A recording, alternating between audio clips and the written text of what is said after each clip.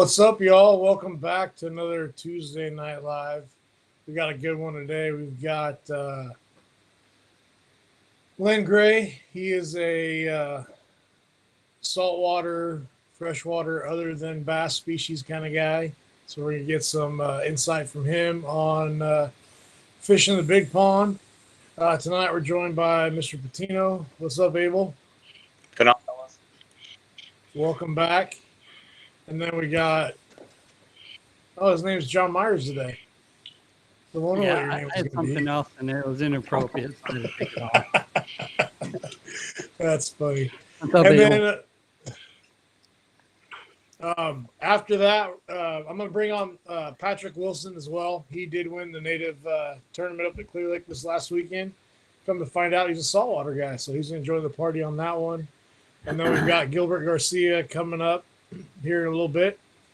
We'll talk about the native no limit tournament at Clearlake. And don't forget, guys, this Saturday at 10 a.m. we are launching the grand opening of the Headwaters Adventure Company Rancho Cordova location. Swing by, I think 10 to 4, something like that. So come on by, say hi. I'll be there. Brian's going to be down there. It'll be a good time. We got some tacos being cooked and whatnot during the day. So don't forget to check that out. Len, good afternoon, sir. Hey, how you doing? Good. So saltwater fishing.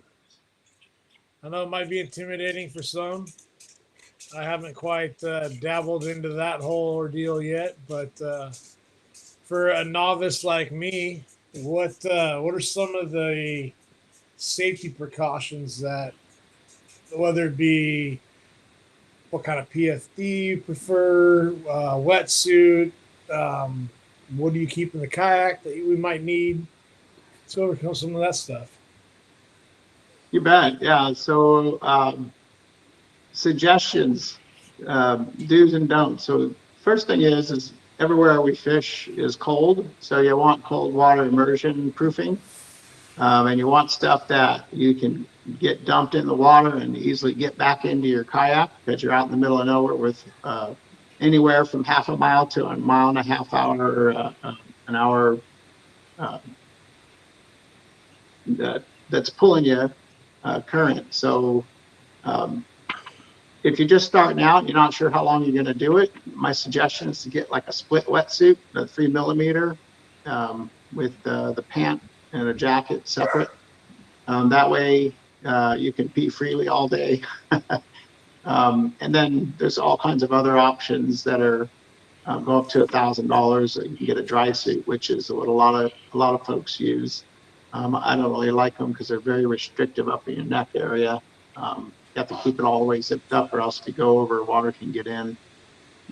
So definitely cold water immersion is an absolute, because it's not a matter of if you're going to fall in, it's a matter of when you're going to fall in, especially if you go on days that aren't super calm. They're safe enough, but not super calm.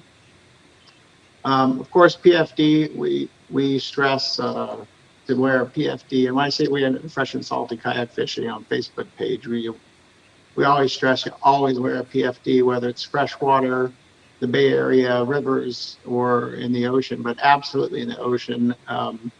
Just wear it all the time. Some people wear the automatic and self-inflating ones. I don't really like those because in the summer, sometimes I like to jump in the water and I don't have to take my stuff off. And sometimes my wife dropped one in the water last time we went kayak fishing because she doesn't like the regular PFD and it inflated. So all day she had to kind of just keep it by her side. You should always have a safety whistle on the salt. Because when the fog rolls in and you get lost and the current's pushing you and you're tangled up or whatever's going on, the only way you're going to get help from your partners is blowing that whistle. I mean, you got a radio, which is another absolute, have a UHF radio that's waterproof and that floats, so that you keep in constant communication with your partners, your buddies. And then that brings up like one of the most important things is never go alone. Always, if you're going, what's that? I was agreeing with that one. Yeah, never go alone. I'll go alone on a lake, but that's about it. And I've been doing this for 6.5, 7 years. I still won't go alone on the ocean. Um, and I recommend going with one other person that is proficient at kayak fishing on the salt and has been doing it for a while, as opposed to two people that have never done it. It's not very advisable. Again, there's thousands of us on Fresh and Salty or some of the other kayak boards on Facebook. You can almost always find someone to go out with.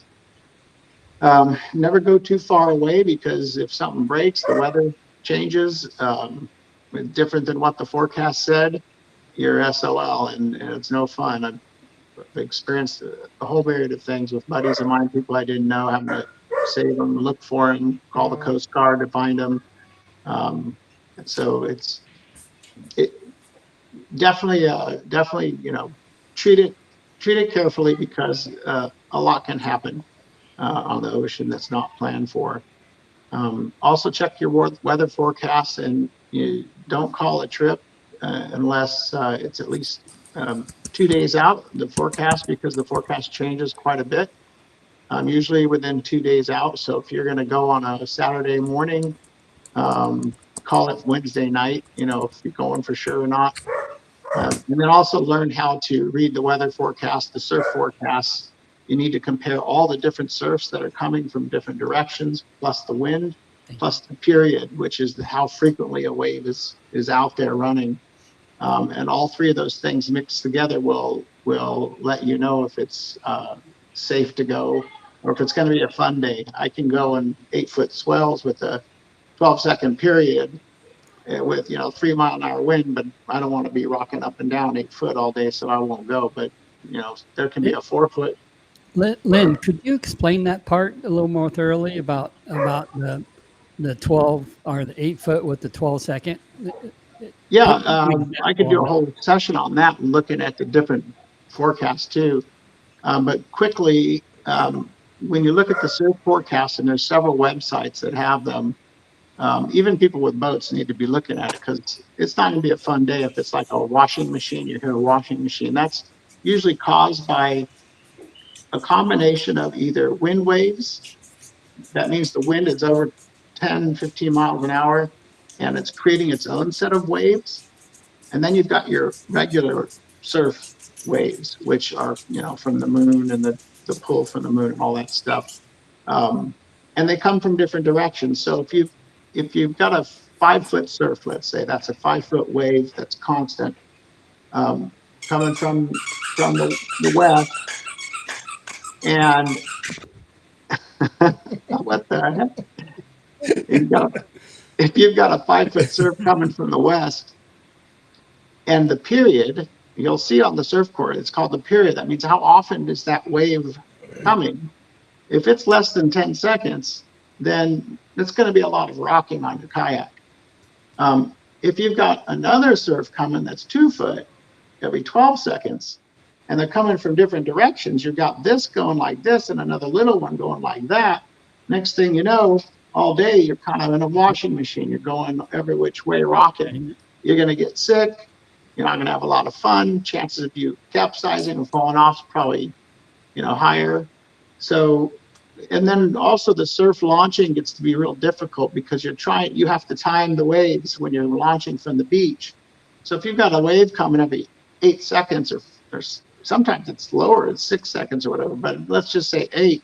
That means you got 8 seconds after one wave goes under your kayak, to launch and get paddling before the next wave goes under your kayak. You have to be pointing into the wave and paddling so you can go over it without getting turned.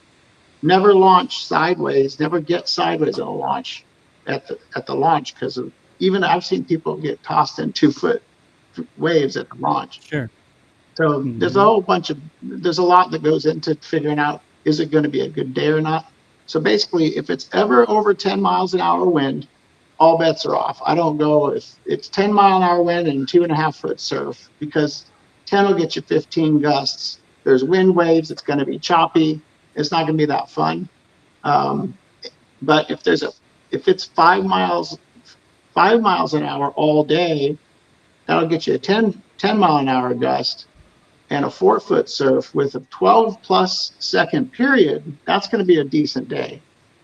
And so that's what you look for. Okay. Okay, so to shorten it up, just basically, you want the waves to be shorter and the length between waves longer in order to have a decent day. Yes, very good. And Okay. the wind on top of all that, wind is really bad for kayaks because of wind waves. You Right. can get a 3-foot surf from the Yeah. wind waves, and those are Mhm. constant. Yeah. Right. So Yeah, and if you have the wind blowing one way and the tide's going the opposite way, then you Sure. get I call them peaks, like the washing machine. Then you don't have rollers, you basically have peaks. It's never one wave rolling to the next. It's Yeah. a peak and then a wave, a peak. It's very random, and that's when you get in I trouble. won't even go Yeah. on my buddy's boats when the period is, frequent and the wind is high because I get seasick. That's another thing kind of for safety is you need to know if you get seasick. Most people know if they get seasick because they've been on a boat before. If you do get seasick, then don't drink too much the night before. Stop, if you're going to drink alcohol the night before, stop it, 8 o'clock at night and start drinking water. Make sure it's all cleared out of your system so you get a good night's sleep. And make sure you take your pills per the prescription or per the directions. I use meclizine, which is like the Bonine name brand. That's a non-drowsy Dramamine or Bonine, and the chemical is meclizine. That seems to work best for me. I hand it out like candy to newbies all the time. I buy 100 pills from Walmart online at a time, and that helps a ton of people get past their seasickness. I've never had any luck with homeopathic stuff or patches or things you put on your wrist or whatever that I don't What think those about what is it? Candy ginger. Some people do that just to keep from puking, but they're still sick. I mean, Oh, okay. You still get seasick. You just just try. My point, I think the thing is I've done it so many times and acclimated so many people on the ocean with kayaks that meclizine is the best. Okay. And whatever pill you buy, meclizine, if you buy generic online, it's really cheap. If you buy name brand, it's really expensive, but it'll work. Dramamine, make sure it's the non-drowsy. The Dramamine regular is that's for like allergies and such, and that makes you sleepy. It might help you get through the seasickness, but you're going to be pretty miserable all day. And then the last thing is if you're going to go fishing on kayaks for 3 or 4 days, you can get a doctor prescribed patch, goes behind your ear, called scopolamine, I think. I get that when I go on tuna boats. So that's a lot about safety. There's What kayak do you fish out of, Len? on the ocean. I fish out of the Hobie Outback, and Okay. I'm always changing up my freshwater one. I've been trying to find a light kayak because I do when rockfish season's off or halibut's off. I don't need a big, fancy, long, heavy rig, So, but I use a Hobie Outback. Old Town is another really good brand. PDL 120. I have an Old Town 106 pedal. You can use that on the ocean. Actually, it's pretty solid and stable. The Hobie Outback 2019 Plus is a wet ride. When there's any surf at all, when you're cruising into it, it splashes it'll come over that bow nonstop. The 2018 and below, I had 2 of those over the years. They were a lot better for the ocean, but the Old Towns, they must have a much thicker hull. They cut the water better, I think, and you don't get that huge splash over the top. It's not fun when it's cold out and it's foggy, being wet in your wetsuit. So, I mean, I can stay dry all day if it's a nice day, but you get wet in my Outback. Do you recommend? You've been out in your PA, right? How's that one?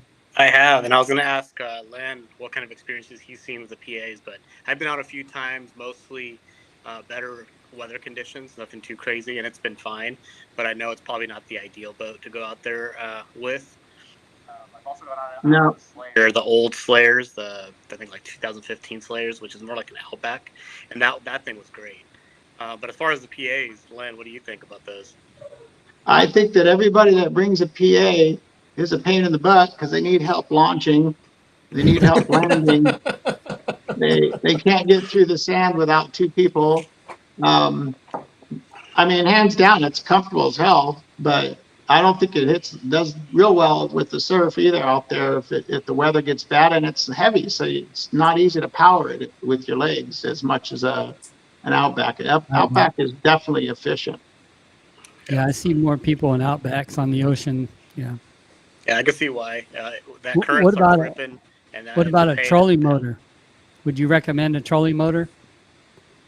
If you don't want to get exercise, I mean, I got rid of my boats because I was going out packing a cooler full of charcuterie and homemade cheese and bread and wine and, eating 5,000 calories and catching fish. And I was like, I'm getting too old to do that. So that's why I'm on a kayak now. But a motor is, yeah, I mean, I've got a motor and I use it every now and then. But in the ocean, just know that if, it's salt water and your battery and everything needs to be watertight and all the connections to be watertight, because if you have a big wave or whatever at launch or landing or you slip, or whatever investment you have is pretty much shot.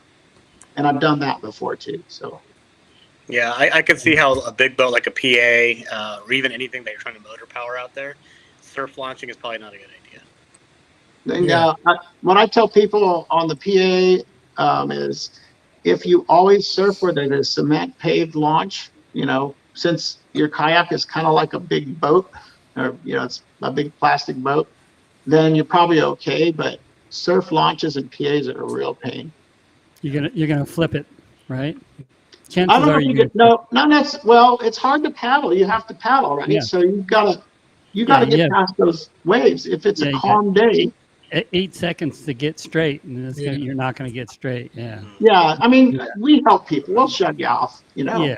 Yeah. When I say we, I mean all the guys I go with. Everyone's in it as one. We got to make sure Yeah. everyone's out and everyone gets back safe. But back to safety, I forgot. I don't know. Even second to cold water immersion proofing and your PFD is you need to practice self-rescue before you go in the damn ocean. I Yes. can't stress this enough. If you can't get back on your kayak, if you can't right your kayak first, because a lot of times you capsize, it flips over. Right. If you don't know how to flip it back, which is righting your kayak, and get back on the kayak by yourself, you have no business going on the ocean. I say it all the time because I've helped rescue 5 or 6 people now, and they had never done it before.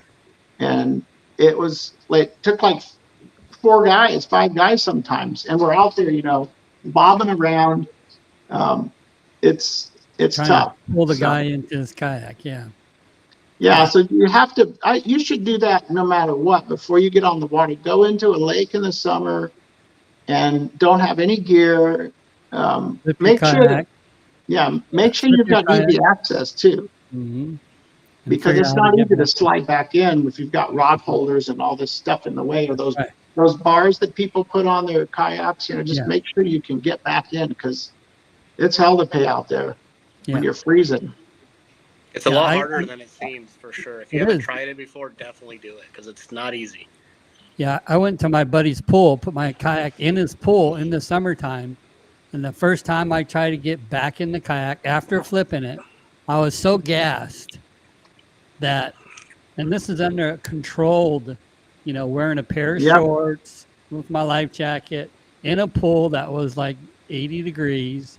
Okay. So, if it's 60 degrees and then you can't breathe, chances are, if you don't practice, you're in big trouble.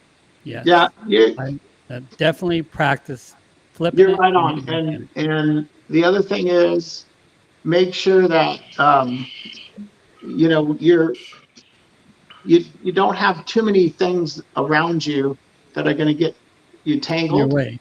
Yeah. Yeah. And someone asked, do you wear PDF on top or on the bottom? You always wear it on the top. It's the last thing I put on. I carry a knife that comes out of a clip-in, plastic thing that's ready to cut shit if I need it, if I'm get tangled up. Yep. I also use it to, you know, stab a shark in the gills to bleed it out. I use it to cut gills on, big fish to bleed them. So having one of those like $20 Amazon knives that kind of, just push a button, it comes out right here on your PFD is awesome. I put my radio on the other side, got my phone on a tether in the pocket. You keep your first aid kit. You always should have a pump, a bilge pump in your hull. When you buy a used kayak, take it to a lake first and test it for leakage. Make sure it doesn't leak. Don't ever take your drain plug out. You don't need to. Just when you wash out the inside of your kayak, if you get a lot of salt in there or something, just open the hatch up front and scoop out the water. People take their drain plugs out and then they forget and they get in the ocean, and within an hour they're flipping, and it's because there's 150 pounds of water in their hull sloshing around. And that's a couple of times that those rescues I was talking about, people's kayaks had holes in them, Right. or they forgot their drain plug, or there was a hatch on the seal that was leaking profusely, and it was a rough day and water kept coming over the hatch. Yeah, carry a bilge pump for $20 that you could use, stick it in your front hatch, and make sure that you tie it to something so it doesn't disappear in your boat somewhere, and it's right there. Yeah, and then I've never used my bilge pump for my boats. It's always been for other people's somebody boats. else's, yeah. But that's okay. We're out there to, like I said, we're all out there to have fun and try and catch fish. That's And at make least it home. Yeah, how we roll. yeah, make it home. Yeah. Yeah. So let's talk about some of the. I know they haven't ironed them out yet, but the new regs, Len. What do we know about that so far? Well, me and about 7 or 8 other guys, fought pretty hard for the last 8 months. I don't remember. We went to a meeting in San Jose. It seems like 6-8 months ago. But anyway, it's weird. We're supposed to be able to fish in Central California right now, any depth. Of course, there's we went from 4 vermilion to 2 and no quillbacks, which I never kept them anyway. But bottom line is you need to know what zone you're fishing in, because California has 5 or 6 zones. And you need to go to the website and you need to get the reg. Now the regs haven't been republished. The incremental adjustment, they do a mid-year or some kind of adjustment. So that period has come and gone, and there's been some confusion because they haven't posted it yet. It still says 2023 is in effect, which it's not. It's not. So yes, it is. It is or it isn't? It is because not to butt in here at all necessarily, but so the Pacific Marine Fisheries Council approved the regulations, but it still has to be approved by California Fish and Game, which once they've approved it, which they have, it has to go through the law office of Fish and Game first for approval. And that's why there's been a delay in regard to regulation. So currently the regulation for 2024 for rock fishing, besides just the subspecies stuff that you were talking about, is April 1st, it was supposed to be 300 feet and greater. May 1st through end of September, 120 feet and less. Right. Then October is back to the 300 feet. November under 120. December back to over 300. So currently in our areas here in Northern California, San Francisco, Mendocino County to the Oregon border, the law office hasn't approved it. I think that's supposed to occur this week, and so we'll see those regulations. Now, there's a kind of a way to get around that currently, because once you go 3 miles offshore, you're no longer in California waters, you're in federal waters. So currently there are boats like Rick Powers out of Bodega Bay. I think some of the boats out of San Francisco Bay are going 3 miles out, which is where Rittenberg is. It's over 300 feet. They're following the 2023 regulations, which are still in effect, and they're able to rock fish and still catch those amount of vermilion. So it is super confusing, don't get me wrong, but you really have to pay attention to that stuff. And one of the things that might help people, there's an app you can get on your phone called Fish Legal. It's free for the basic service. It tells you a lot. There's also a charge service. I can't remember how much it is. I haven't bought that yet, but I'm going to, because it shows your GPS location, and so you know where you are 120 feet or less. And just my background, I've been kayak fishing in the ocean since 1994. Used to ab dive. I fished on a kayak out in the ocean everywhere from as far south as Costa Rica all the way to Alaska. But my main focus was whether out of Bodega Bay, usually up by Fort Ross, Stillwater Cove, and up in Crescent City. So I've had a lot of experience. I used to fish on a sit-on top, started with a Scrambler XT ocean kayak, moved up to the Prowler, the 16-foot ocean kayak. I wanted to be, and then same thing, always wore a wetsuit, always PFD. I carried multiple, I carried a compass, 2 GPSs, marine band radio, everything's tethered, never go alone, even though I did, but don't. And have a plan of that somebody that's on shore knows where you're going, where you're launching, when you're supposed to be back. That's a lot of times where people mess up. And then the other thing is on the weather. I look at the NOAA forecast. You can look at the different buoys. It shows what the forecast is. I'm an addict. I look at that stuff. I looked at it probably 2 times a day because I was thinking about going out this weekend. And it gives you kind of the forecast. You can see what the swells are. My best advice to people is there's a website, NorCal Kayak Anglers, and there's so much information on there of how to get into ocean kayak fishing. The people on there are super helpful. I fished with some of those guys a long time ago. I wish I could get out there more. And the only other thing that I used to carry that I found very beneficial, this is prior to pedal kayaks, so I was paddling, was a sea anchor, which I found was super beneficial. Now I have a pedal kayak, so it's probably not as big a deal.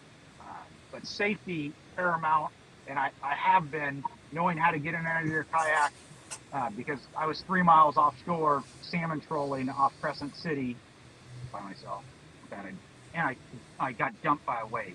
That I wasn't paying attention. I was actually looking down at my GPS unit, and a wave caught me sideways and dumped me out. Didn't lose any gear, didn't have the quote-unquote yard sale because I had everything tethered. And the only thing that wasn't tethered was the GPS I had in my hand, and then I was back in my kayak in probably 5 to 10 seconds or less. So, but I cracked it knowing how to do that.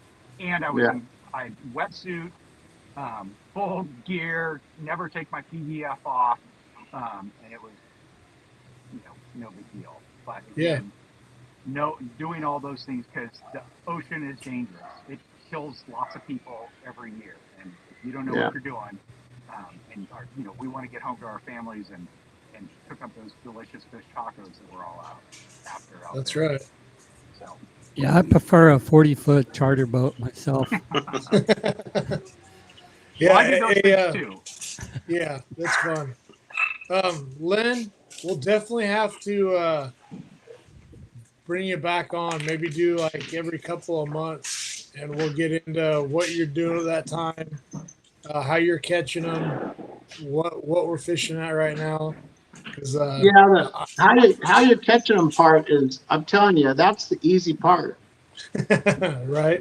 It's getting out there and staying from getting sick. And I mean, at some point during the day, they're going to turn on, and if you've got just about anything down there, they're going to bite. I mean, think about what the party boats use, those shrimp flies. I mean, with a piece of squid on them. I mean, if that works, all this fancy, expensive stuff that I use large lures so that I don't catch small fish. But yeah, there's tube baits. There's plenty of companies out there. I used to make my own when I first started with buddies of mine, and now I just buy stuff and make my jig heads or whatever. But that part, I can talk about that at some point. But it's pretty easy. Definitely wanted to touch on the safety, guys, and with the rules and regs being different, make sure you check it before you go out. Patrick, you said it was Fish Legal, the app, right? Yeah, Fish Legal's an app, and a lot of people are using it. There's a free version. I have the free version right now, and they update it as soon as Fish and Game does. But there's also a pay version, and the part about the pay version, I've looked at it. It's when you're out there on your kayak, it shows your exact GPS location. So that's Nice. where you want to be within the regs. And Yeah. as soon as Rockfish opens up for us, or I should say for most of us, which is at 120 feet or less, there's not too many places you can get in a kayak over 300 feet. There's down in Monterey, there's a spot you can get out to. But to be legal for most of us, having that app and being in 120 feet, I mean, obviously, and it's 120 foot contours, what Fish and Game uses. So, Yeah, guys. So check that out. Like I said, make sure you check the rules and regs. I know you guys fought big time for that. So Yeah, it's I appreciate unfortunate that they are behind on getting it through the process, because we had a whole group that was going to Leffingwell to Central California for the opener, which was the 1st of April, and we called it because the regs weren't 100% solidified through the process. So anyway, we'll see how it goes. At least we'll get to do some rock fishing. Yeah. Yeah, appreciate your time, Len. Yeah, it's I been really very helpful. You appreciate got some great information. Yeah, yeah. we'll bring you on, Len. We'll get some we'll pick fishing a week update. when we'll do a full hour plus on saltwater fishing, because I can tell that we can definitely do that with you. So well, kokanee fishing is the best thing. You guys want to do that? Yeah, we'll do that. Especially I'll since get in touch with you, Len. we can't fish for salmon. We could charter a boat and all just kick and to propel it, so we get our exercise. I think they have that type where you could do a treadmill and that propels the charter boat. Have you heard of that yet? No, I'm not interested. Yeah, I'm not No, interested. right? 40-foot boat with a treadmill of 80 guys. Yeah, we'll do a wide variety of topics with you, because I know a lot of guys. I know a lot of us are just bass geeks and geek out on all that. And most of the guys I run with were bass fishermen until they got into kayak fishing and found that there's so much more to do, especially with the salt and the bays. We're going to go halibut fishing this weekend at Alameda Rockwall, and we'll probably hook up with some nice ones. Nice. Yeah. Well, let's do. I'll get in touch with you, but let's do some of that. We'll do some kokanee stuff. We're gonna cover the gambit with you. All right, man. We'll see you guys. All right, Len. Thanks, Len. Care, I really appreciate it, bud. Okay. Bye. Bye. Hey, All Anthony right, guys. Garcia. I gotta say something real quick. Anthony Garcia. So he Don't says say nothing too bad. His dad's here. Yeah, Steve Owens at the Bassmaster says, "Show us those choppers." Yeah. And every time I see him, I'm like, "Man, this guy's got $1 billion smile." And yeah. Oh, Gilbert. Good job, Gilbert. By the way, in the wings, buddy. I'm glad you can make How's it going, guys? So, Gilbert, good, man. Good. You back from Clear Lake yet? What's that? I said, you make it back from Clear Lake yet, or are you still fishing? Oh, no. I left Sunday morning. John we tried to talk him into staying that Sunday. Yeah, he's like, nah, I don't think so. Yeah, no, I left. Looks like Anthony. My fingers are just. Yeah, and hammered a giant out there. Congratulations, Patrick, on the win. That kid of yours, that was awesome. Yeah. Yeah, thanks. The blind hog finds an acorn every once in a while. That's right. That's 2 wins there at Clear Lake. Sounds like you have some experience with acorns. Yeah. When I said that to my daughter, she said I'm actually a truffle pig. So I find the truffle pig. I find the truffle. Oh, I put a little chocolate on there or what? Yeah. Because I've won a fair amount of tournaments over the years, so I've been pretty blessed. So you don't fish them all. You just kind of pop in there every once in a while and put a beating on us boys and call it a good. Yeah. Well, I mean, I'll make the long story short. Is I started tournament fishing in '94 in the Sonoma County Belly Boat Bass Club, and really got hooked on tournaments. Started doing the boater thing as an amateur. Really like that, especially the non-shared weight, where you as an amateur had to catch your own fish. And it was pretty successful at that. I won my first boat in 2002 on Lake Havasu as an amateur. In 2003, I won another boat on Clear Lake as an amateur. And in 2005, I won $40,000 on the Potomac River as an amateur. 2007, I won another $20,000 on the Delta as an amateur. And then a divorce happened. And my ex wanted bonus support for my tournament winnings. Oh, So jeez. I stopped fishing. I stopped fishing tournaments because I have a full-time job, and I did it as a hobby, and I was lucky to make some money at it. So I just focused on working, fishing for fun. Still doing. I have a kayak. I have 2 kayaks that sit on top. That I was talking about, a Scrambler XT and that Ocean Kayak Prowler. Actually, I just got rid of them like 4 weeks ago. I've had them since like the 90s. They're great boats. And so, so I just focused on raising my kids and doing that. And then once they're adults and they're successful, I got them through college and started wanting to get back in the tournament scene. Well, the amateur stuff has kind of died off. And I don't disagree with that, and that's a different story. But I saw the kayak scenes, a great way to go. I don't feel like spending $120,000 on a fully rigged bass boat to be able to compete. So in deciding on the kayak thing, and I saw Yakka Bass was probably one of the better circuits out there. So in 2021, they had a team tournament. They have their annual team thing at the end of November, and it's a random get together. And I saw in that tournament at the end they were raffling off an Old Town 120 PDL, the Sportsman.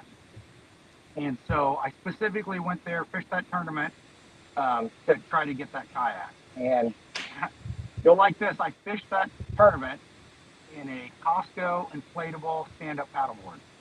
Was that just back in what, 21? Yeah, 2021. Okay. So, it's just a fun tournament, so it wasn't anything big. But I bought $100 worth of raffle tickets and did not win the kayak. Of course not. But the guy who did, I went right up to him. I brought a bunch of cash, and I offered him $1,600 cash right then for the kayak, and he said deal. So I remember that. Neat. That was the first one I fished. I do remember that. So I bought That's that funny. kayak, and it was good enough to fish out of it next year. I struggled. I fished Yakka Bass and DSS that next year. I made the West Coast Championship in August. Unfortunately, I didn't realize it was a Friday-Saturday tournament, and I could not get work off on Friday. Throughout the year, I think I was like, in the couple top 20s, 30 to 20. I don't think I think I had one top 10. And just, it was kind of you have those seasons where you lose fish, you break fish off. I was on fish at different tournaments to do well.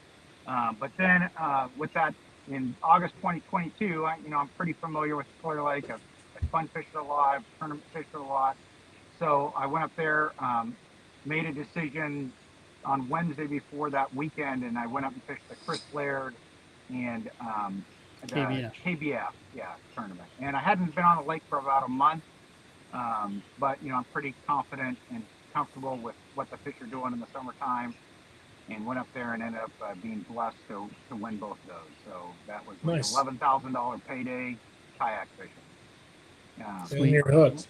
Weekend. Sweet. Yeah, and again, the price point for kayak fishing is, whether you're tournament fishing or just out fun fishing it's just great. I mean, that's why I owned 2 kayaks before I bought this one. It's just, the opportunities are endless, whether you want to be out here, in fishing San Francisco Bay, whether you're out, fishing off Eureka in the ocean, or you're fishing any of our inland lakes or the rivers. I mean, the Yeah. opportunities are just amazing, and the price point of when you're buying a kayak, under $5,000, it's a fishing machine. You can do everything that a boater can, and in my opinion, even more, because you can access areas that boaters can't get to. Yeah. So So with Clear Lake this last weekend, what were you targeting? So I didn't tournament fish at all last year. I kind of focused on doing. I went on a couple 8-day trips out of San Diego tuna fishing. So this year I kind of wanted to get back into it, and I saw this tournament. So one day, and again I'm pretty confident in Clear Lake. I pre-fished the weekend before, and it was brutal. I was mainly targeting the north end of the lake. I figured a bunch of people were going to fish the south, and I think the fish kind of spawn earlier on the north end compared to the south. Um, and I threw big baits at them for the weekend, before chatterbait, swim bait, glide bait, LV or lipless crankbait, and I could hardly get bit. The only thing I could get bit on was a drop shot and underspin with a kayak, a little swim bait with a spinner on it. So, and then Monday, Tuesday, Wednesday before the tournament, the weather was really good. It was upper 70s, even I think 80. And then on Thursday, it tanked. I don't think it got over 40 degrees on Thursday. Hail, rain, snow. So, Man, these Florida strains largemouth. I mean, were wanting up to get up. Beginning of April, they want to get up there and spawn, and they were fish already spawning. But with a cold front that comes like that, it's going to push them off the bank. Um, so that's what I targeted in this tournament. I fished the north end. I found two little spots, pretty close to each other, that were holding some fish and like 8 to 12 feet of water out in front of Tules on these points. And that's what I did. And this tournament specifically, so it's the no limit big bass hourly and big bass overall. Went into this tournament looking at it that it's basically two tournaments. You're either fishing for the hourly big bass and to win the Titan 12.5, for the overall big bass, or you're Yeah. fishing to win the tournament, which is you're fishing for those 2 to 4 pounders. Um, and that's kind of more my style. I'm a better numbers fisherman than I am a big fish fisherman. I'd much rather go out there and jack fish all day than the guys who go out there and throw a 14-inch swim bait for one bite for the whole day. That's not usually fun for me. So that's what I did. I went up there and targeted that on those two spots. Luckily, my first spot that I got to in that morning, I missed one on a kayak, and then I caught one on a drop shot. I moved to my second spot and pretty much caught most of my fish there. Um, Lost a few, and so I caught like at seven there on this point. I was sharing it with another kayaker. He was on the opposite side of the point, but I didn't see him catch anything. And then I ended up moving back, caught one on a dock around noon. My starting spot, two kayakers had moved on, and they were hunkered down there for probably 2 hours. They ended up moving off towards the afternoon. I moved on to it, got a couple bites, caught two shorts, and I caught my last keeper. I moved off around the corner a little bit to give that first area a rest, and I came back about an hour later, and unfortunately, there was a minnow fisherman with about 6 people on the boat, or all minnow fishermen, camped on that spot. And so I was like, oh, all right, well, that's a bummer. And That one's burnt. yeah, pretty much. So that was it. I ended up catching 10 scoreable fish. They had to be 14 inches to keep in this thing, and it was good enough to hold on a brutally tough tournament. So It was pretty blessed terrible to have it. stuff. Yeah, And man. then, Congratulations. yeah, thank you. It's kind of more my style. I personally like really tough tournaments because tournament fishing. I know several of you guys have done that. It's a mental game. You really have to be focused all day.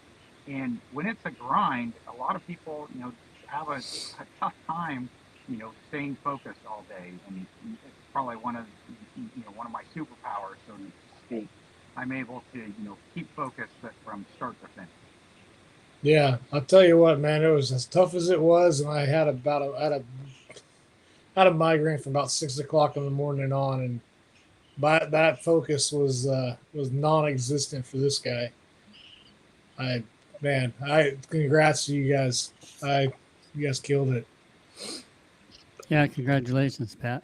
Yeah, thanks. And again, I was just drop shotting the normal margarita mutilator, that purple worm. You can go around anywhere in the country and catch, bass on it. It's just Let me guess, amazing color. Gilbert, you threw that too? Pretty wild, very similar. I mean, stories are very similar. I wasn't up there for the first part of the week. Got up there actually 4 o'clock. I think we arrived 4 o'clock Friday morning, and was gonna rest a little bit, but decided, you know what, let's go see if we could get the quagga stickers and get these things checked out and see about launching, and ended up not getting any rest, and went out and launched, and went out southern part of the lake, and I think within the first 15 minutes, I knew that the bite was going to be tough because of the weather conditions, the change in weather. I mean, the temperature, it was freezing out there in the morning, and I knew that tournament day was going to be 32, I think is what it was, and that's what it was forecasted to be. And but I saw a fish on Panoptics. I threw a half-ounce kayak jig at it, and the dang thing ate it. And I was like, holy smokes, 20 and a quarter. Nice. I was like, wow, that was easy. And I hate catching a fish on the first cast. It's something that I just throw a cast out and reel it in, but kind of got excited when I saw the fish and threw at it. Continued fishing, and my second fish was a 19. No, an 18. I'm sorry, an 18 and change. And moved off because I was like, well, it doesn't make sense to beat up an area 2 days before or a day before the tournament. Got to get out of here. Moved thinking, okay, well, that area is good. And I could see that there was more fish in there. Moved, and very next spot, another 18. I was like, holy smokes, I don't know, people are saying it's tough, but it was pretty good. Caught On the ended up jig. putting up, I'm sorry? On the jig? No, I switched over to a 4.5-inch margarita mutilator drop shot. Okay. You know what's funny, Gilbert, is when you're up there, Anthony and I were talking. We're back in Oklahoma. He goes, "Yeah, Dad just likes to drop shot at margarita mutilator up at Clearlake and kills them." And I'm thinking, I bet you that's what he did. Sure enough. I mean, people. I heard a comment when we were at the award. Somebody said, drop shotting is like watching paint dry. Well, if you're tournament fishing, I'll watch paint dry all day if I'm going to catch fish. That's right. Who cashed Sure. the check and they didn't, right? The idea of a tournament is to catch fish, not to throw whatever you want. I mean, that's fine when you're out there on the weekend and you want to throw a giant swim bait or something, and go for broke. That's fine, but in a tournament, you got to go for I mean, even Number. if you're going for numbers, you're going to You catch gotta- those bigger fish. I actually hooked into a solid 10-pounder on tournament day and broke them off on a drop shot on a 4.5-inch margarita mutilator, worm. Unfortunately, I was using an 8-pound test line, and I was looking for bites. I wasn't looking for big fish. I wanted to catch fish over 14 inches and as many as I could. That didn't happen. I mean, but I did catch some decent fish to, add up to 120 inches. Lost a couple of key fish, but I switched off between, in the heavier stuff, I was throwing a Texas rig, same thing, margarita mutilator, but a 6-inch, 1/8 ounce weight, into some of the brush and things like that. Hooked a couple of fish that way. But it was, worm fishing. I don't mind worm fishing at all during the tournament if it's going to catch me fish. I mean, the one tournament that I won up there, I won it on that 1/2 ounce kayak jig with, I believe it was 98 inches. Fun tournament. That's what they were biting. That's what I was throwing. I mean, and as long as they were biting it, I kept throwing it. If they stopped biting it, I would have gone to a drop shot, or I would have gone to a kayak, or whatever it takes to get those bites. But yeah, it was, for me, it was fun because I didn't get all the fish at the first hour, the second hour. Actually, the first hour I traveled, I didn't even get to fish until after think it was after 7:30 or something like that, because I had such a long way to go from the ramp. So what type of structure were you fishing? You fishing wood and what else? Wood, submerged wood, and tulies. And tulies. Yeah. There was a guy in a Hobie on my rock spot that I wanted to go check out, so I just left it to him. Maybe somebody on the show right now. Oh, was it? Was the guy's name James? Dude, Oh, he's coaching spots. No, dude. So Gilbert and I ran into each other at the tackle shop, and I was talking to him. I said, "Dude, I was like, I haven't pre-fished at all. You know, we chit-chatted. I knew where he was launching, right? And I'm like, hey, dude, if I'm on your spot by some unforeknown reason, I said, you just stop by and we'll fish it together. I don't care, man. Like, I have no idea what I'm doing right now. I'm sorry." No, you're fine. I'm just joking. I did see you there. And honestly, I mean, it worked out. I mean, heck, I went to another area. I mean, and I caught fish in the area that I was in. Yeah. But that spot definitely is always one spot that I know if especially if the weather changes, they're not affected because they're deeper fish. They're going to be in there post spawn, pre spawn. I mean, they're in there. Dude, of what they're going to hit on, or maybe not. I mean, sometimes I've seen them there and I can't catch them. They were off. They weren't biting on Saturday. I'll tell you that. Did you try I caught all the 12 and 11 inches I could find. Oh, dang. Yeah. Oh, man. That happened. That's funny because I was shooting across the lake. I'm like, man, I know Gilbert's going this way. I was like, where do I want to start? I was just like, you know what? That looks like a good spot. I just went straight there. Yeah. That's funny. I mean, I was going toward it, and then once I saw it was you and another kayak, I was like, I'm going to hang around and go north. Yeah. And it paid off.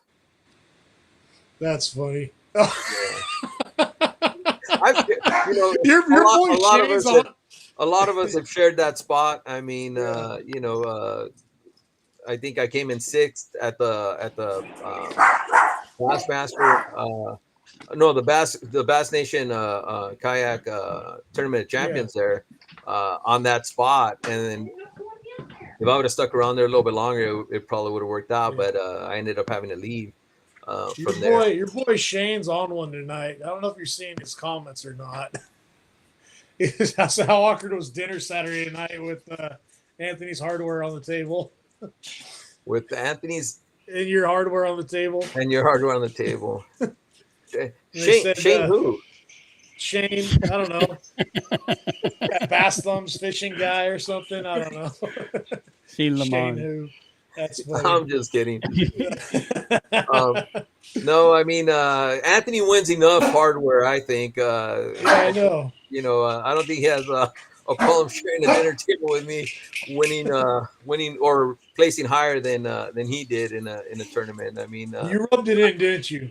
What's that? You rubbed that one in a little bit, didn't you? Oh no, I cheer him on, even if we're in the same tournament. And I don't know if he cheers me on, but I know I definitely cheer him on, and my other 2 boys when they're fishing tournaments with me. Yeah, it's got to feel good to beat him, though. It does. Yeah, being a dad too, I'll be like, yeah, if I still beat him, I'm gonna feel better. I want him to do well. Hey, it's not as good as me. We're competing against each other. I mean, and that's part of the game. I mean, the idea. I mean, when you go to a tournament, I don't know anybody that goes to a tournament and says, you know what, I want to come in 50th. I mean, or everybody goes to try to win it. I mean, and that's the point of all the tournaments. I mean, you go with the mentality that you want to win. Sometimes you fall short. Sometimes you do it, but you always try for that win. I mean, that's a point. I can't wait for the Bassmaster. Dude. On Clear Lake, like I said, even the toughest years that we had a couple of years back on Clear Lake. I mean, I remember fishing the ABA up there where and the Yakka bass when people were complaining about how bad it was. I mean, it was still. I mean, I don't know if it's just that we fish such tough lakes and pressured lakes down here in Southern California, that to me, Clear Lake is just a dream, no matter what. Dude, that 4-inch Margulator mutilator catch them anywhere. You're like, come on now. It's no secret. I mean, it is. Come on. It isn't. I can guarantee you I'll be doing it in June. Yeah, I think everybody will be now. Thanks, Gilbert. Well, I didn't say it first. I know. Oh, thanks, Pat. It's common knowledge. I know, right? So Right. Pat, what structure were you fishing? Type of structure? Was it So I tulies was and at wood? Yeah, that 8 to 12 foot points up north, and basically, these tulies, because the lakes come up so much in the last 2 years. Yeah. You got all that buckbrush everywhere. I couldn't really get bit in that stuff. It was the right at the front of those tulies. I mean, and I'm not. I had zero electronics on my boat. I have a NK 180 that I bought at the end of 22, and it's still in the box. I haven't even put it on my kayak. I have live scope, still in the box. I haven't even put it on my kayak. I need to when I start really competing, which will probably be 2025 when I fully retire. But right now, especially showing up on a lake like Clear Lake, I'm comfortable enough, fish that lake enough that I feel comfortable enough that I know the areas to go and where the fish should be. So that was it. Just that basically right where the tulies start, and they're underwater. You can't see them, but you can feel them with your bait. Yeah. Yeah. So I got to give a huge shout out too to another fellow SoCal guy, Gilbert, Alex. He couldn't join us tonight. He was working until the time we're getting off. So, but congrats to him, man. Second place finish for him. He told me he was kind of the same thing, slow rolling a spinnerbait and bringing it into the newer, greener tulies that were up on the bank and down into the deader ones that were, in that deeper water. And that's where he was getting bit. That seemed to be a pretty common thing for everybody but this guy, because I did that a lot. And I mean a lot. But yeah, man, I mean, that was a heck of a tournament for you guys. I can't commend you guys enough. Yeah, brutal tournament. Yeah. So I'm reading those I definitely thought the numbers were going to be a lot higher. I really did. Yeah. I knew what I had, I never looked at the leaderboard, but I knew what I had, and I thought I was hoping to be in the 20s. I mean, with the length I had, I never realized that it was that tough until the end of the tournament when we got there, and even when we got to the awards, when my name got passed and we got to fifth place, fifth to first, I was like, holy smokes. Yeah. I'm actually going to get some hardware. So it was a good surprise. I mean, it's always good when you come in with a, think or your number is actually going to be up there placing. So that was good. I mean, like I said, it was a tough tournament. I didn't realize so many people skunked. I thought everybody was on them. I'll tell you what, I thought I had one. I got catfished. I'll tell you that much. Wow. There was about a 10-pound cat on 6-pound line and buckbrush. I don't know how the hell I got that thing into the boat, but I did. That thing took me for a ride. Even though the number of fish wasn't up there like it usually is at Clear Lake, I think the average size fish was just huge. Humongous. Oh I woke up like around 7, checked the leaderboard, and all I saw was nothing but 20s all the way down. I was like, holy shit, they're on it. It slowed down quick after that, but the average size fish is huge there right now. Yeah, 20-inch fish is pushing 5 pounds. Mm-hmm. Yep. And there's tons of them on there. Yeah. Even like an 18-inch fish I caught before that, or I caught like a 16 the day before. And that thing went every bit of 3.5, 3 3/4. Every bit of it. It was like, looked deformed, it looked like a crappie. It was just, and to see that 12-pounder that Jesus caught, that thing, look at that thing. That thing was huge. The one that Anthony caught on Sunday was freaking ridiculous. Yeah, Anthony caught a giant on Sunday too. Yeah. How much? What was the length on that one, Anthony? It was what, like over? It was a double digit, right? It was 23.5 inches. Yeah. Was it? Yeah. 23.5 inches. Yeah. Did he get a weight? No, they didn't have a scale. Oh. I had the scale, but I was about 3 miles away. Oh. He ended up going over there, but straight never football. I Yeah. mean, that was Too Yeah. bad Shane wasn't out there with him. Shane carries a scale to weigh all his 1.5 to 2 pounders. Yeah. carries a scale to weigh all of Anthony's fish. Yeah, he does. Just caddy. And maxes out at Oh. 3. Yeah. We love Shane. Yeah. Yeah, we I love mean, you if you too. look at Shane. if you look at tournaments that were happening before ours, you know, it was the boat tournaments. It's taken low 30s, and that you have to have every day to win. So it just happened to be that we got warm weather for 3 days, and then it just when it drops Cold 40 front. degrees like Yeah. that, Yeah. it's brutal on any fishery. Well, yeah. maybe not Oh, yeah. spotted bass. Spotted Hey, bass. hey Pat, Yeah. where are you at? Are you at Clear Lake? Yeah, you can see the water behind me. I see women walking by in No. bikinis, but Yeah. No. Well, I'm if it was just asking. Clear Lake, it wouldn't be. You know, you wouldn't be probably looking. I don't think. Right? So unless they, well, maybe they would until they smile at you. God, I'm being pretty bad. Sorry. Maybe they bathe themselves No, in the lake. for I'm down once. here I in the don't know. Carquinez Strait. In the bay. So, Oh, are you? Right. Okay. I'm well, it's 8th Street in Benicia. Is that what it's called? Where Okay, yeah. they used to when salmon fishing was legal, and you could actually salmon fish. Where they throw spinners here in September, October. I don't know if you guys ever read about that. They'll line the wall here. It's just up by Benicia State Park, and they do pretty good doing that on a fall run when you can. There's some striper guys out here right now, but that's what I'm doing. Sitting in my car. I got off work and didn't want to be parked or didn't want to be driving and be on Driving and talking. Yeah. Yeah. Well, guys, I appreciate it. I know it's getting late, and you probably got a commute left, Pat. So, I do. congrats, you guys. Heck of a job. That was a tournament that I had bookmarked that I couldn't wait for, and I can't wait for it next year. Hopefully, we'll be back at Clear Lake with some better weather. But congrats. But Yeah, the congrats, nice Pat. thing about Clear Lake, it's just got such a there's how many launches did we have? Like a 11. dozen, I think. and that wasn't 11? even all of them either. Yeah, Yeah. no, they actually could have had some more. It's a big enough lake that it doesn't feel crowded with 210 kayakers is a lot of plastic boats out there. So that's a great lake to have it, so you don't have people can be spread out. Apparently, Gilbert thought it was crowded because the one guy that didn't pre-fish ended up starting on the spot.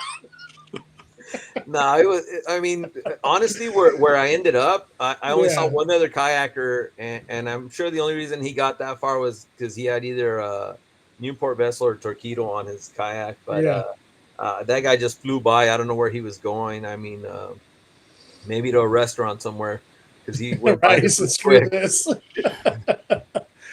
Right on, guys. Hey, Hold on, appreciate one it. thing real quick. So Gilbert, you won a tournament down south, right? The time that I won? Yeah, the one down south just recently. Oh, the recent tournament. Oh, you mean the SoCal Kayak Anglers? Yeah. Yes. On Well, San congrats, dude. on San B. So, Yes. So you won one there, and you come to Clear Lake and do well at that one as well. Take all of our money. Yeah, very good. No, Pat took all our money. Yeah. I only took a portion of it. You tried to help them. So yeah, Try not to be a donator as much as possible. I know, man. Right. I don't That's like a good being a mentality. donator. Yep. Yeah. So. All right, guys. Next week, I don't know what we're doing next week. Probably the winner of. Well, what do you got going down there, John? You got Bass 559. Yeah, there's Eastman has 3 tournaments. 559 Saturday, Sunday, and on Saturday combined with 559 is CVKF, and then they have Gamblers at Tolic. Tolic on Saturday and Sunday. So there's actually 1, 2, 3, 4 tournaments. 4 tournaments. Yep. Yeah, this weekend. So probably grab John. You're going to keep track of it. I know you do. So we're going to try to grab the winners of both of those, all 3 of those, whatever that 5 adds of up those. to being. Whatever. Yeah. 1, 2, 4 of them. 3, 4, whatever. Yeah. 4 tournaments. So we'll do that, guys. I am not fishing this weekend. I will be at Headwaters in Rancho Cordova on Saturday. Come see me there. Come check out the new shop. Brian's in town. Some of the other guys that haven't made an appearance on this show here with us, part of the team coming out of down from Oregon, will be there. That's my plan, and I'm going to go do a little fishing at Rollins. Get ready for the second stop for BAM on the 20th. So, guys, don't forget to get signed up for that. That's a great organization where you want to make sure you get paid. Go fish them. You'll leave the ramp with a check in your hand. So, and I know there's some controversy and all this stuff, but just trust me, I was probably the one that would have been affected the most by it. They're doing the right thing. I've talked with them. There's new rules in place to get rid of the gray areas now. So they've done what they need to do to fix it, guys. Don't be turned away. Don't be shy. Come fishing with us. Be there. Be part of it. It's going to be a good thing. And yeah. Anything else, Johnny? Just the Yakabass Gamblers at Tolik. It's a 2-day tournament. Yeah, Saturday, Sunday. So yeah, Gamblers, it's a good circuit, and a lot of great guys fish it, as well as the 559 and the CVKF. CVKF. Thank you. It's kind of a bummer they have so many going on the same weekend. All on the same weekend. Yeah, so that does kind of spread people out. I think they tried their best not to do that this year. It's however, inevitable. This one weekend was the weekend that it did have a lot of issues. So hopefully the next, it's hard to, you only have so many weekends in the year to have tournaments, period, at the end, unless you have them during the weekdays, and people work during the weekdays. So, it's going to happen. So, yeah. Yes, sir. Yeah. Abel, you got anything? You're going to Tolik this weekend? I'll be at Tolik. Yeah, if you can make it out there, I highly recommend it. The fish should be full spawn mode. The weather's might mess that up a little bit, but should be some big fish to be caught. And then it's a low entry. Sorry, I should say low entry as far as the field goes, but higher payouts. Higher payouts. So yeah, good chances to make a good buck. If you want to know where to win it at, go watch my video, Croco Outdoors, on YouTube. There you go. There's about 5 to 7 pounders sitting in that pocket. Go check it out. No, that lake was fishing awesome. When was that? It was the beginning of March. Lake was fishing good, so don't miss out on that one. Gilbert, what do you got next up, bud? Next is another Southern California kayak anglers tournament on the 27th, I believe it is, down at El Cap. Doing their series down there only because it's close, and I'm also doing the Arizona Bass Nation. My goal this year is to get to the Bassmaster Championship in 2025. Yeah. So I gotta try to do that. So I think right now I'm already qualified for their TOC in Arizona, and I believe you got a place at their TOC to make it to the championship. Are you going out of state here pretty quick? Arizona would be the next one. I think it's in May. No, South Carolina. Oh, come on, man! I'm not gonna do that. No, I am qualified, but I'm not gonna make that run. You can do it. He's been trying, but no. I think he says you're going. Yeah, I think he's going to kidnap you. In the comment, he's going to South Carolina. That means you're going now, bro. You can't back out. Yeah, I mean, he did take my gear to Louisiana one time, and I flew down there and did the tournament. Yeah. But make him drive your stuff out there for you. Have be your caddy. He's done it before. Yeah. You got any sponsors you want to thank, Gilbert? Anybody? Anything? Well, yeah, Sims, and St. Croix. I mean, they help out quite a bit, and best also, rods on earth. What's that? Best rods on earth. Right? Yeah, I like them. I mean, even before they helped me out, I used to use them. So I mean, nothing's changed. All I have. Yeah, they're great rods. Yes, sir. Patrick, you got anybody you want to thank? Any last minute things? What's up next for you? Yeah, well, my next trip is an 8-day on the Red Rooster in October out of San Diego. Again, I'm just kind of cherry picking. There's a tournament in June on Clear Lake, right? You guys are talking about that. Yeah, the end of June. I I'm trying to find that. That's a one-off, right? Where you can qualify for the class The next year. national championship. Yep. Yes. So I need to look into that to see if it time's right for me. For me right now, my girlfriend's super supportive and family, so that's my only sponsors. And I used to be sponsored by Powell Rods when I was fishing the amateur side and being pretty successful at FLW, but obviously I stopped tournament fishing for about a decade, so I'm looking to get back into it, and I'd like to align myself with some companies probably next year when I really get into full time. And my goal is to go national. I mean, there's enough stuff out there, and start fishing on the national level that you can, find areas where your ROI in tournament fishing. I mean, we're addicts. We love it. I mean, I Yeah. love that. And then I also want to look at the ROI in regards to, best return on investment. And I then tell you what, that national championship's got pretty good ROI if you end up winning. Oh yeah. Well, that's the goal is to start doing those, Yeah. and that's the same thing in the big tournaments on the boat side. Making those nationals and winning them or placing top 3. That's where you cut some checks to pay your expenses. I mean, and that's ultimately, sure. I don't know how you guys feel, but my goal is always to make the top 10, and then hopefully top 3 if I can. If I can figure something out. And if you can consistently get in the top 10, you're going to cash a lot of checks and pay our gambling habit, which is fishing these tournaments. Yeah. But again, thank you for having me tonight. Really appreciate it. Really enjoyed fishing with everybody up there. The circuit was, I couldn't ask for a better run tournament this last weekend. So it was hats off to everybody involved in making it happen, and I can't wait to fish next year. Yep. Yeah. I can't wait to both of see. you guys. Well, one last thing, James. Yeah. With my sponsors, I almost blew it there. My biggest sponsor is my tournament partner, who helps me launch every tournament, no matter how early or how cold it is, and that's my girlfriend Cecilia. She's Man, always she's a trooper.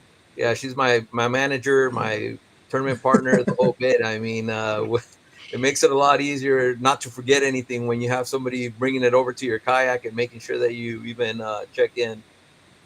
Yeah, I've seen that firsthand, man. She's legit. Like, I'm always like, oh, there's Gilbert. Yep, there she is. She's taking care of him now.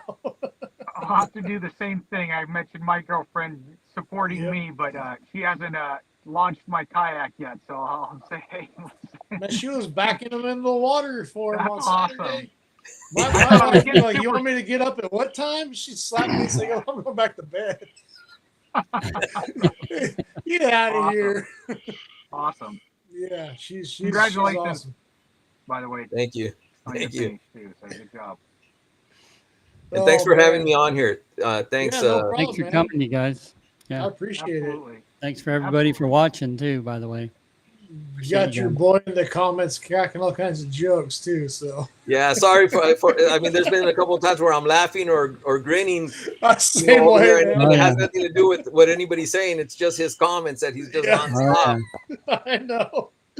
Oh, that was the same. I was like, what does James Jones mean by your red stickers?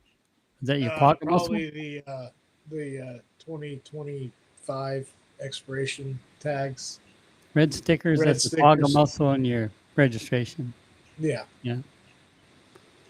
Well, see if you're like me and you have just the hand launch on the roof kayak, no motor. I didn't need anything. Just throw that thing in the water and start fishing. I like to have my spot lock in the windy days, and I'm spoiled. What can I say? No, that's tough. Yeah, guys. So it just next week, I don't know what we're gonna do. Winners of one of a million tournaments next weekend. Hopefully Gilbert will probably win another one down south. We'll get him back on. Shane's supposed to keep me in the loop. Shane, he told me you gotta keep me in the loop on down south. That way I don't forget, because I don't want to forget about you guys down there. You're a big part of our community, so we gotta share the love. And Abel, you're fishing Tolek then too, huh? I am, yeah. Hopefully, I have a good report next week for you guys. Yeah, we'll be interviewing him as a winner too. So. Oh. All Man, God's ears. I'm still half tempted to go fishing, but I'm like, ugh. It's gonna be a All good right, one. gentlemen. See. I I'm know. out of here. I got to start All my right. commute home. I got about 30 All right, minutes Patrick. left. So, All right, Patrick. nice Thank you talking very to you. much. Thanks again for having me on the show. Yep. We'll talk to y'all Take it Congratulations. later. easy. Thank you. Drive safe. Talk to you All later. right, guys. Bye. With that being said, we'll catch you all next week. We'll stop the rambling. And thanks for watching. Grand opening Saturday. Rancho Cordova Headwaters. Don't forget. And I'll